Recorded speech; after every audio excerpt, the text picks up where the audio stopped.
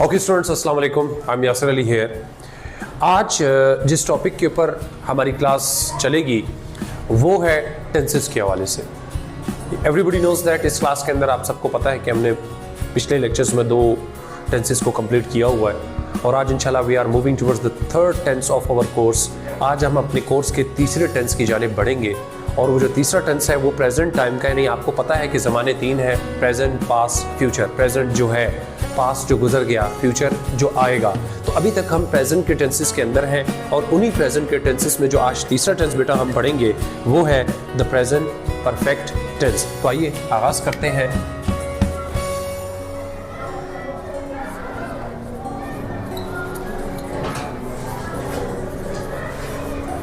The present perfect tense बेटे उर्दू में इसको कहते हैं फेल हाल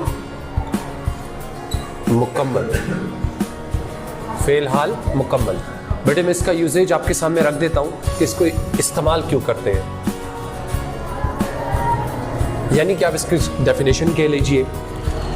अच्छा बेटा, ये जमाना this tense is used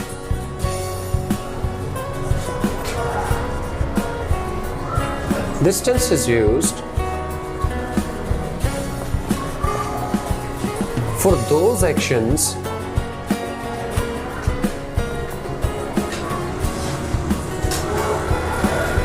which start in the past, which start in the past but finish in the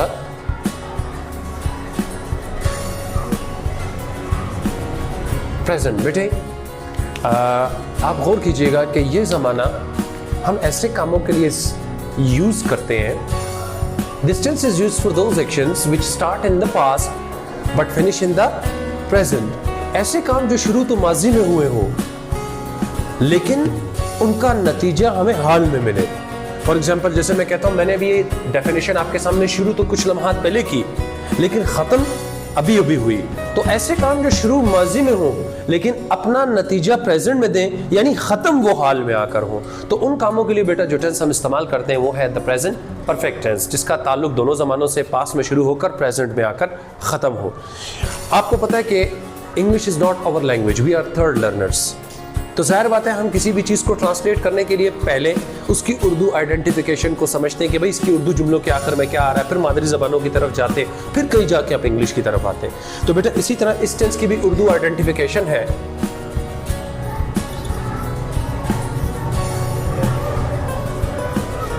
यानी उर्दू में इसको कहते हैं पहचान।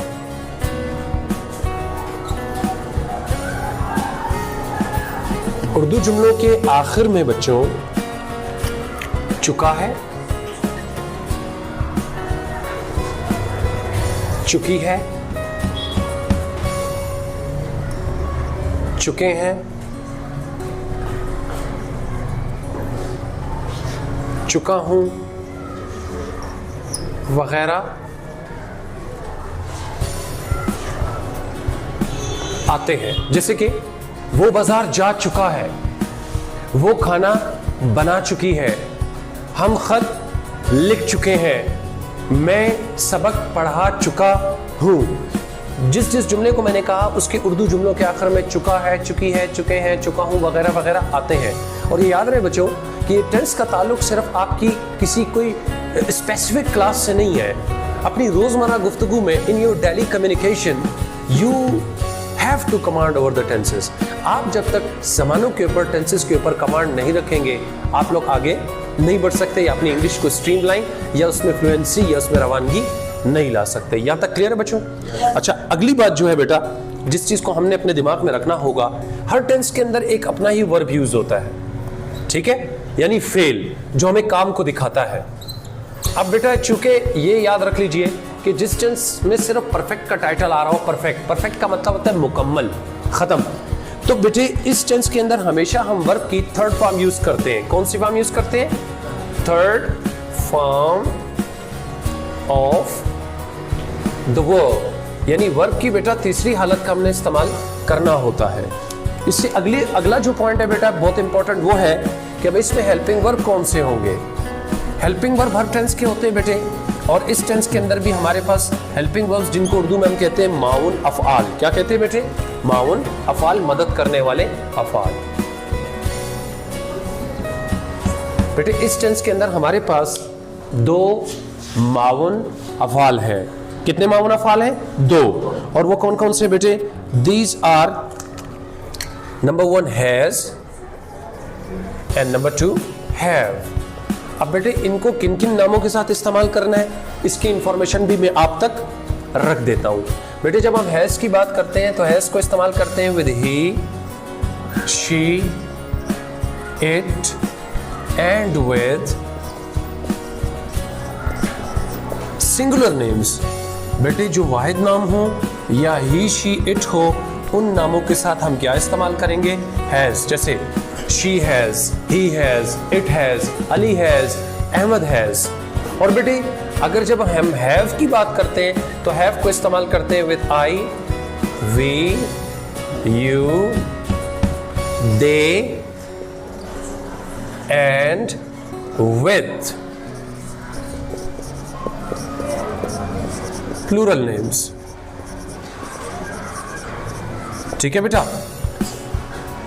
वाहिद नामों के साथ हम इस्तेमाल करेंगे किसको? हैज को। जैसे he has, she has, it has, Ali has, Ahmad has। और जमा नामों के साथ यानी I have, we have, you have, they have, इनके साथ इस्तेमाल करेंगे have को। आई होप कि यहां तक मामला क्लियर होगा। चलो बेटे अब आप जो आगे बढ़ने जा रहे हैं वो हम लिखेंगे सिंपल फार्मूला के। सबसे पहले अगर हमने सादा जुमले बनाने हो तो हम कैसे बनाते हैं, तो मैं आपके सामने सिंपल फार्मूला रखता हूं।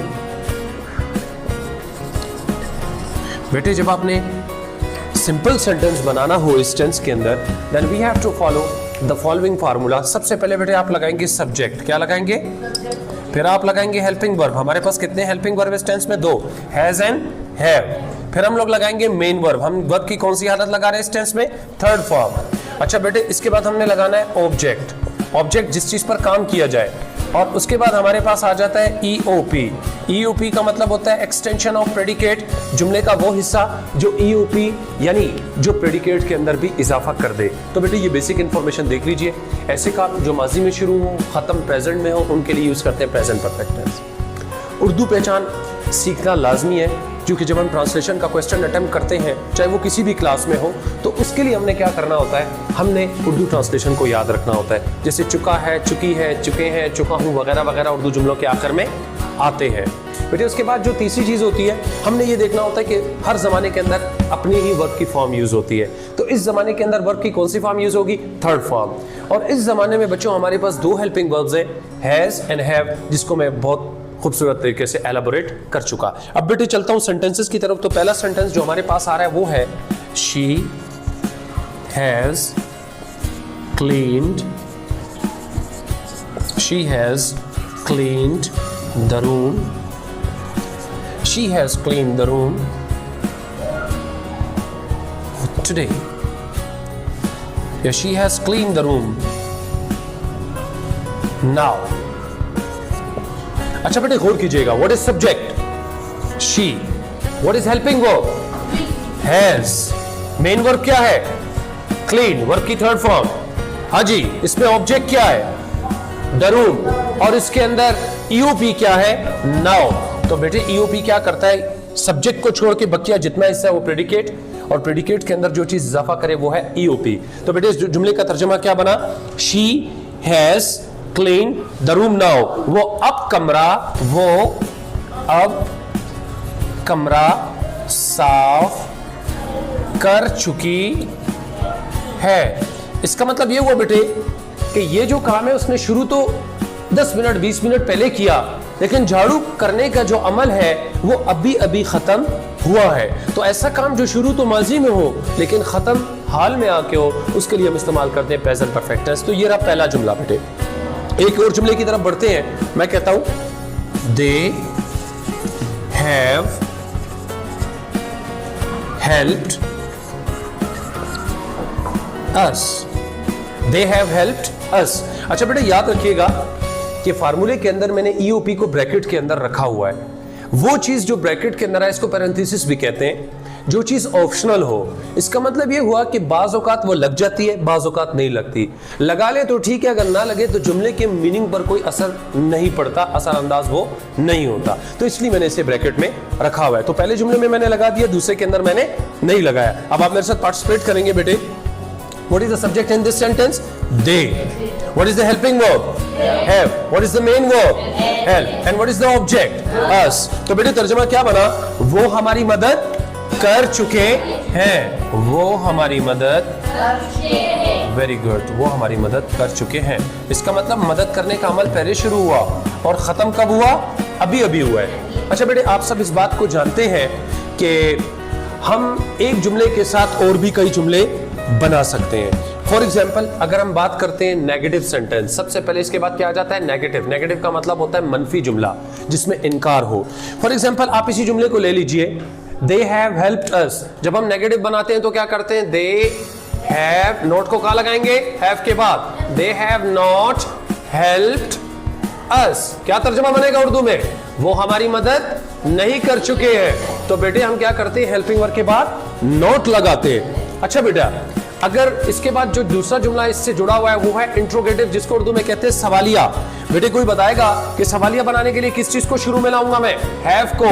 हैव दे, नॉट नहीं आता इंट्रोगेटिव में। Have they helped us. Have they helped अस। तर्जुमा क्या बना? बेटे सवालिया बनाने के लिए हेल्पिंग वर्ब को हम शुरू में लाते हैं और जुमले के आखिर में क्या लगाते हैं? Question mark. अच्छा बेटे उसके बाद हमारे पास जो सेंटेंस आता है उसको कहते हैं नेगेटिव एंड इंट्रोगेटिव फॉर्मल, यानी नफी सवालिया अदबी। वो जुमला जो बड़ों की या रिस्पेक्टेबल गैदरिंग में यूज हो और किसी स्टेटमेंट को कंफर्म करने के लिए यूज हो। अब इस जुमले को बनाने के लिए सबसे पहले हम क्या करेंगे? हैव को शुरू में लाएंगे। हैव दे, और दे के बाद क्या लग जाएगा बेटे? Not. Have they not helped अस। अब बेटे देखिए सवालिया निशान जुमले के शुरू में है, सब्जेक्ट से पहले हेल्पिंग वर्ब और सब्जेक्ट के बाद नॉट। क्या तर्जुमा बना? क्या वो हमारी मदद नहीं कर चुके हैं? और आखिरी जुमला है बेटे नेगेटिव एंड इंट्रोगेटिव इनफॉर्मल। ऐसा जुमला जो दोस्ताना माहौल के लिए हो उसे कहते हैं नेगेटिव एंड इंट्रोगेटिव इनफॉर्मल, यानी नफी सवालिया गैर अदबी। अच्छा बेटे हैज नॉट की शॉर्ट फॉर्म क्या होगी? हैजंट। क्या होगी? हैजंट। और हैव नॉट की शॉर्ट फॉर्म क्या होती है बेटे? हैवंट। Hasn't and haven't. अब इस जुमले के अंदर मैं किसको शुरू में लाऊंगा? हैवंट। हैवंट दे हेल्प्ड अस।